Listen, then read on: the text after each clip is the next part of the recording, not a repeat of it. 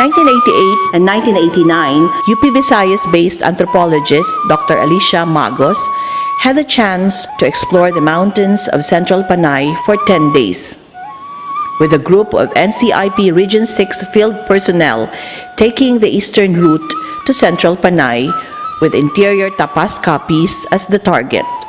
2 years later, in 1991 and 1992, she organized her own group composed of UPV Iloilo research assistants Ana Reza Limoso and Judith Pabito, along with a Halawudnon youth Ricardo Camarig serving as the guide.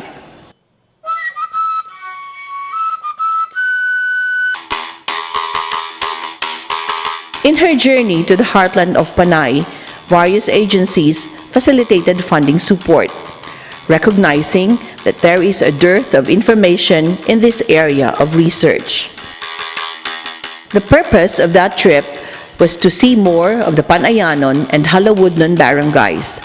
She as well verified the presence and distribution of epic-chanting in these areas. It was during that trek that she was able to see an 84-year-old kept maiden as well as women chanters who were sisters or close relatives of a binukot.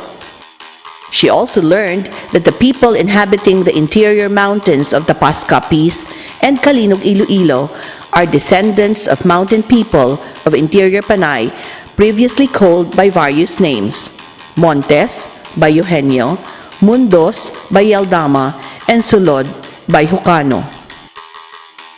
She theorized that their origin was once the coast before the colonizers came in, but moved to the far mountains following the course of two major rivers, Halawud and Panay rivers.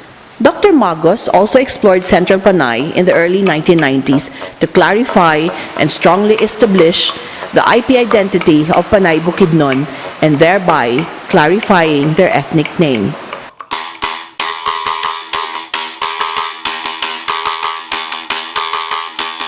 All mountain dwellers in Central Panay, covering the 4 provinces, are Panay Bukidnon. The use of the names Halawudnon, Panayanon, Akyanon, and Irainon are names referring to their source of sustenance, the Halawud and Panay River, respectively.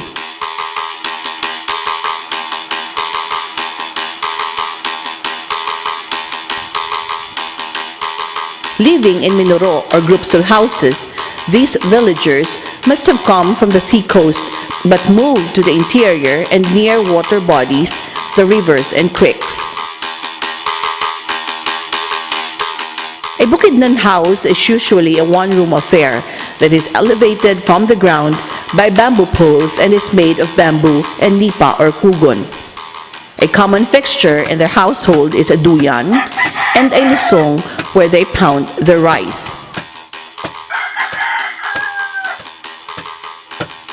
Other tools and materials that you can find inside their houses are the following: sanduko, a long black knife for cutting; lusong and halo, a mortar and pestle for pounding rice; tagad, a bamboo or wood sharpened at the end for digging holes; dawin, a small wooden basket tied to one's waist containing rice seeds; tabungos is a big woven container made of bamboo strips for containing kavans of rice; and iwa, a bolo. Maya nga nagauma-uma kuno say amang sinang mga harayanhan. It is from the kalupaan or land, the mountains, hills, and patches of land where they farm and get the Visayan varieties of rice such as Bisaya and Malido. While working on the farm, there were songs being sung to entertain themselves. Their lives in the mountains focused around tilling the land and searching the environment for their sustenance. Kaingin farming is a common activity. They also make charcoal that they sell to the lowlands. The Bukidnon spend hours of trekking through a rugged trail and rivers, carrying their products to the nearby market by means of a short bamboo pole called tuwang-tuwangan.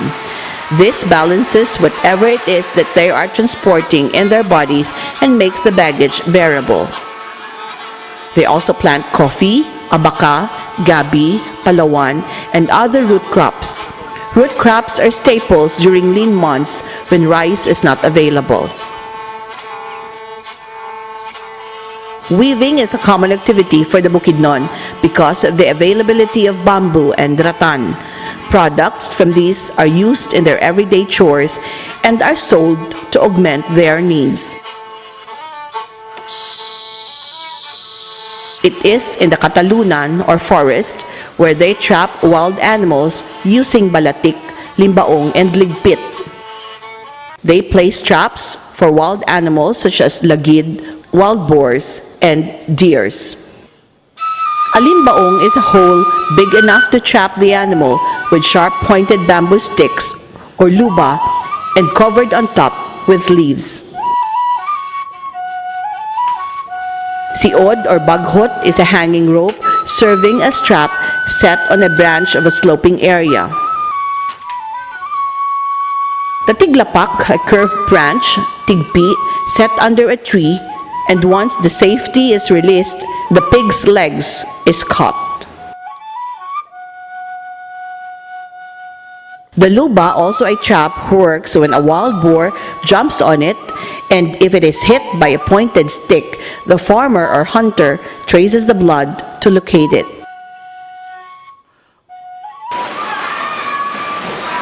It is in the katubigan or water bodies such as rivers, waters, springs, and streams where they get food also, by trapping fish and freshwater shrimps. Bukidnon children also make the waterfalls as their playing ground. Pang-unog is a method of catching indigenous little fishes in the river called unog by using a cloth tied on the neck. Some traditional techniques used for gathering food are the following: padugmon, where branches of trees are placed on one part of the river for water to flow and allow fishes and crustaceans to come in. Taon, a fish trap, or a woven bamboo trap, is set against the flow of the river current to allow fish to come. Binaugon, a fish trap with a bait paon inside it, is similar to a taon. Patahan is a huge bamboo trap set on the intersection of the river wherein two sides of the flowing water goes to the trap. Diving down the deep part of the river armed with a baslay, pointed iwa or lance using a lente to protect the eyes and see clearly through the water the big fishes and freshwater shrimps. Pasulo or padamag are catching fishes, crabs, and crustaceans in the early evening by using a torch to attract these fishes and crustaceans. Respect of the spirit beings inhabiting the forests, the rivers, and the land prevails in the Bukidnon psyche, despite having missionaries coming from the lowland and Western medicines reaching the Bukidnons. They are still strongly attached to the Babaylanes and the Maaram that offer cure and provides advice.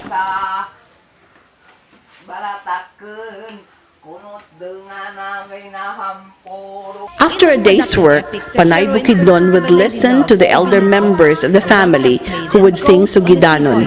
These are epics that tells the exploits of the mythical characters of Humadapnon, Labaudunggon, Malitungyawa, and others. Epics are sang or chanted long stories, handed down mostly by kept maidens or binukot. The epic chants give lessons and shows the worldview and social structure of the epic people, the ancestors of the Panay Bukidnon. It also serves as lullabies for children and as entertainment. Its theme are mostly about romance and adventure. Hungaw, the traditional wedding, figures in the lives of the Bukidnon as it is a time for feast and celebration. People come to join the celebration and enjoy the repartee of the bride and groom's parents. Federico Caballero Tuuhan was awarded the Gamaba, or the National Living Treasure, by the National Commission for Culture and the Arts in the year 2000 for epic literature. This is for his mastery of the 10 epics, or Sugidanon. Sugidanon comes from the term sugid, to tell or narrate. He comes from a family of at least 5 generations of epic chanters. His great-grandparents are mostly chanters or Manog Sugidanon, Babaylan or shamans, and Manog Husay, arbiters. This is from the lineage of Anggoy Upin to Angguran, who is Lula Sosa. His siblings are also good epic chanters: Paino, Pulding, Amang Baoy or Mulok, Ulan, Rodolfo, and Tarsing, Abiaran. Good chanters come from the family with a Binukot lineage. Binukot is a maiden jealously hidden from the eyes of men and commands a high bride gift. At the early age of 4 or 5, or even before the girl is born, the child is already pledged for marriage to a young boy as agreed by the parents. This is sealed by a tuos, a precious material or gift to seal the agreement. In the course of Dr. Maga's research, she has collected a series of Sugidanon stories about the adventures of different characters that revolves around the land and sea. A total of 10 epic stories of 13 volumes were gathered. These are Tikum Kadlum, where Paiburong goes to a hunting spree with his dog Tikum and cuts a magical bamboo tree owned by Masangladon, a great witch and monster. Amburukay tells of a hermit woman, or an ugly monster who owns a gold pubic hair and took to her care 2 beautiful young girls. Derikayong Pada is about a gold medallion that Sinagnayan offers for marriage to a lovely Binukot Matanayon who was already pledged in a child marriage to Labaw Dungon. Hence, conflict follows. Balanakon, on the other hand, tells about a warrior who grows to Halawod to pursue Matanayon, but was interrupted by Sarandihon at the river Banggaan and ends with a fight where Balanakon was defeated.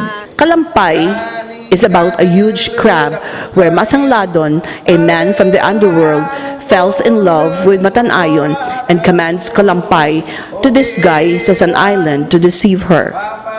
Pahagunong, a deity from the upper world, falls in love with the lovely Matanayon.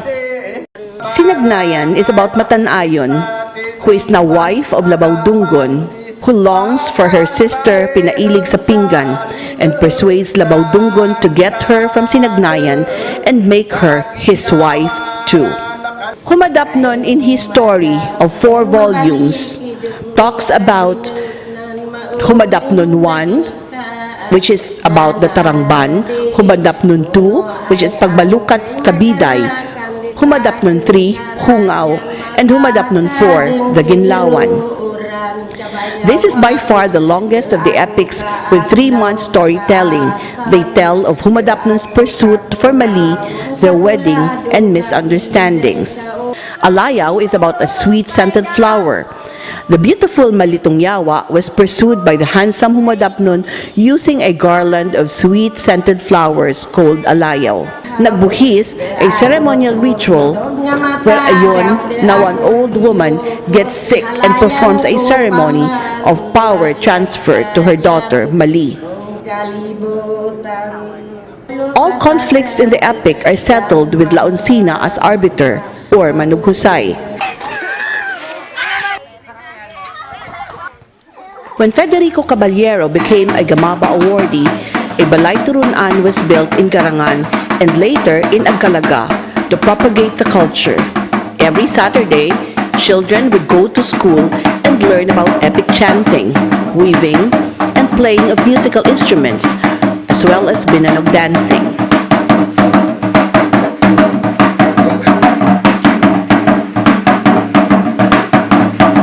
The School for Living Traditions are informal schools with living elders serving as masters, teaching the children the skills during weekends. There were 8 more SLTs built in Calinog, Iloilo and Tapas Capiz. Sugidanon, or epic-chanting, gives lessons and entertainment and inspires children to learn the skills of elders and their ancestors.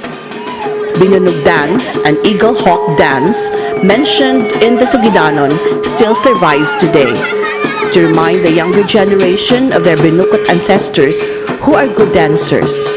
Women who dance binunog wears a pudong, headdress, biningkit, necklace, and a walkos, belt, which are all made of ancient coins. Panubok is a special needlework, a traditionally designed form of embroidery, most of which are inspired by plants and animals in the environment and by the epic characters, and are being embroidered in the clothes of Bukidnons that are used during special occasions. These also have sudlikama designs inspired by the skin of the python snake and matang punay that is patterned after the eyes of the punay bird, an epic character in the Alayaw. A child with interest in any of the traditional musical instruments are taught or are encouraged to learn the following: gong, litgit, tikumbo, suganggang, subing, bidya, or kudyapi. Kudyapi is a stringed instrument likened to a guitar. Aside from epic chanting, there are other oral literatures that are sang by the Bukidnons. These are ulawhay, ambahan, talda, and dilot. Ulawhay are long stories but shorter than the epics and told in a chanting style. Ambahan, on the other hand, are chanted lines sang by the elders when they gather. It expresses a longing or parting. Dilot is a chanted repartee with a general theme centered on love between a couple, a young man and a woman, or a parent and child, while talda, which is also a chanted repartee, is used to outwit or indirectly insult in a subtle manner the other person. 23 years had lapsed since we first started working on the epics of Panay, the Sugidanon. And now, we want to show to this present generation that these epics are their very own, to value and to cherish. Dr. Magas has facilitated the digitalizing of the epics from the sensitive tape recording to DVDs with the assistance of the UP Diliman College of Music. They were transcribed and encoded with the help of our researchers. The archived documents of the 10 epics with 13 volumes at the Center for West Design Studies were secured and later on translated to Kinaraya, Filipino, and English. Eventually, it will be in e-book copies and hard copies, which will all be published by the UP Press. There are many more that needs to be done, and Dr. Magos invites scholars and cultural workers to continue research on the epics and the Bukidnon culture. The works of Dr. Magos and Nong Pedring has gone far because of the dedication that they gave to resurrect a dying culture in the heartland of Panay. We are now recipients of a rich cultural heritage. The place of the Panay Bukidnon and their recognition as an indigenous group has been secured. It is a legacy that Dr. Alicia Magos and Gamaba awardee Federico Caballero have bestowed upon us, the Panayanons. 26 years had lapsed since I started exploring Central Panay for the presence of the epics. I started translating the epics 23 years ago, and now we have published Epic 1, which is about to come out. I wish to thank the University of the Philippines for making possible the publication of the epics as well as its popularization.